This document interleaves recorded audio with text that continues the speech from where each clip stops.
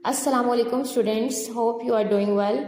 हमने बायो का chapter number 6 start किया हुआ था, बायो मालिक्यूल्स, और लास्ट टाइम उसका टॉपिक देखा था कार्बोहाइड्रेट और इसकी फर्स्ट क्लास मोनोसेकेराइड।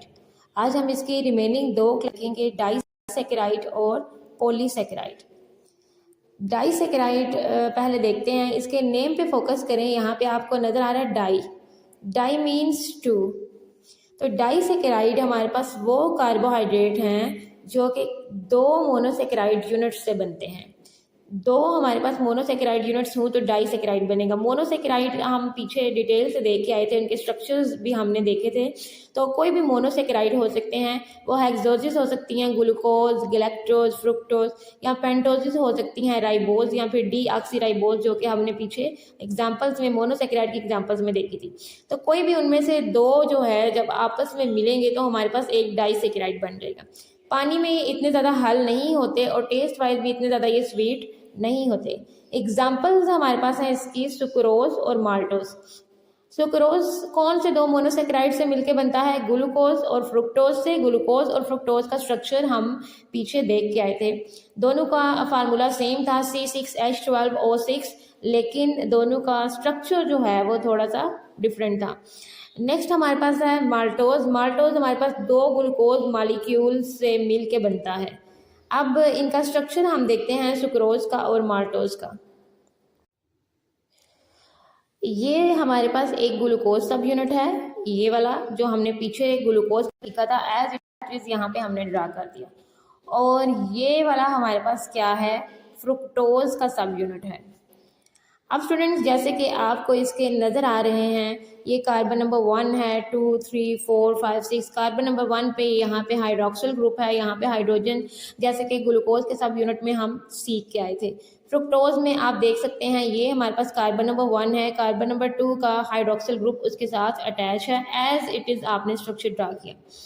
अब जब ग्लूकोज और फ्रुक्टोज के सब यूनिट्स आपस में मिलेंगे तो ये सुक्रोज कैसे बना देंगे? सुक्रोज इस तरह बनाएंगे कि यहाँ से हमने ये जो ग्लूकोज सब यूनिट का फर्स्ट कार्बन एटम है, इसका ये हाइड्रोक्सिल ग्रुप जो आपको नज़र आ रहा है, इस हाइड्रोक्सिल ग्रुप को हमने रिमूव कर देना है। ठीक, अब हाइड्रोक्सिल ग्रुप को यहाँ से रिमूव करेंगे और फ्रुक्टोज सब यूनिट के कार्बन नंबर 2 के साथ जो हमारे पास अटैच है हाइड्रोजन एटम, इस हाइड्रोजन एटम को हम रिमूव कर देंगे।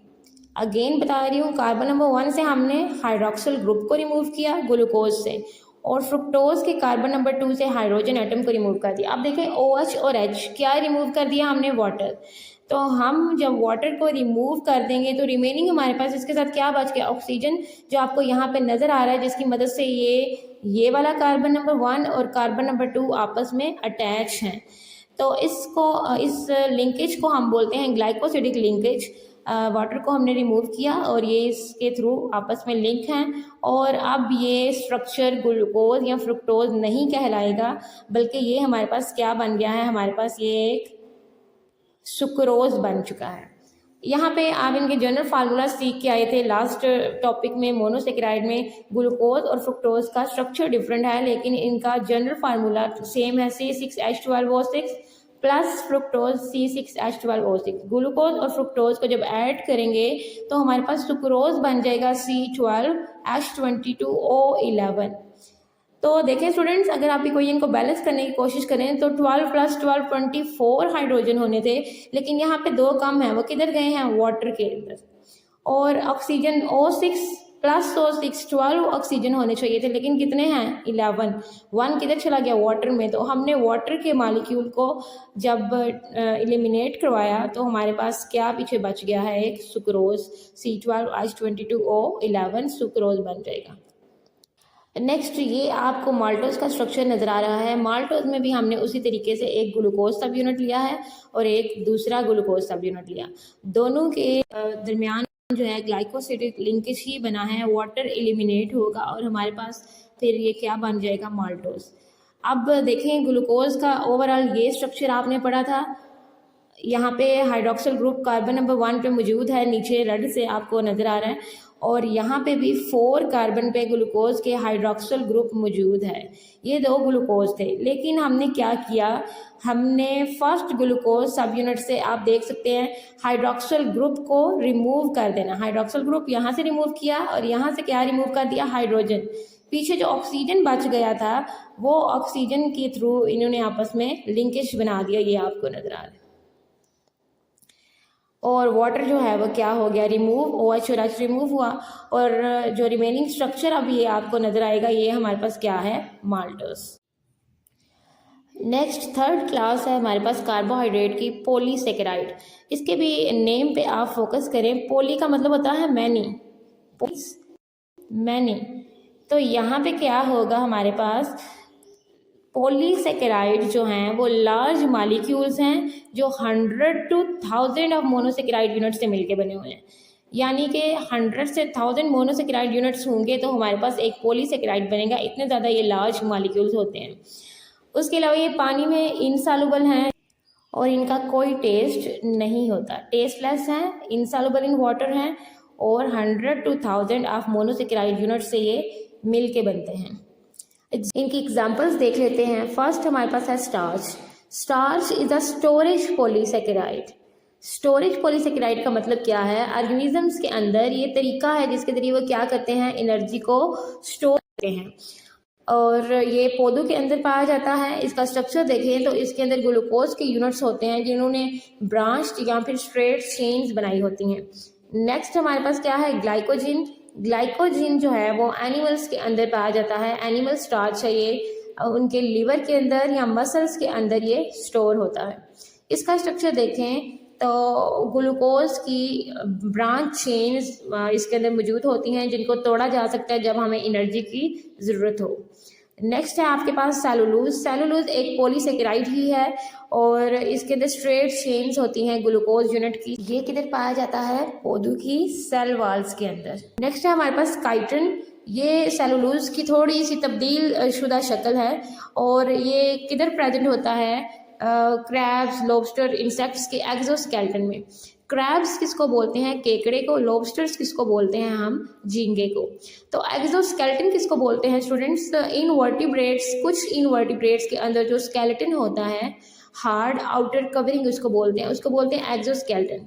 बॉडी के आउटसाइड पे ये जो कवरिंग होती है हार्ड, उसको हम क्या बोलते हैं, एक्सोस्केलेटन। इनवर्टिब्रेट्स ऐसे ऑर्गेनिज्म जिनके अंदर बैकबोन प्रेजेंट नहीं होती, जैसे क्रैब, लॉबस्टर और इंसेक्ट्स के एक्सोस्केलेटन के अंदर हमारे पास काइटिन मौजूद होता है। उसके अलावा ये फंगी की सेल वॉल को भी बनाता है। ये यहाँ पे हमारे पास स्टार्च, ग्लाइकोजन और सेलुलोज का स्ट्रक्चर है, आपको नजर आ रहा है। स्टार्च के अंदर स्ट्रेट प्लस ये ब्रांच चेन्स मौजूद हैं ग्लूकोज की। ग्लाइकोजन के अंदर हमारे पास क्या है जी, branch chain, highly branch chain है ग्लूकोज की।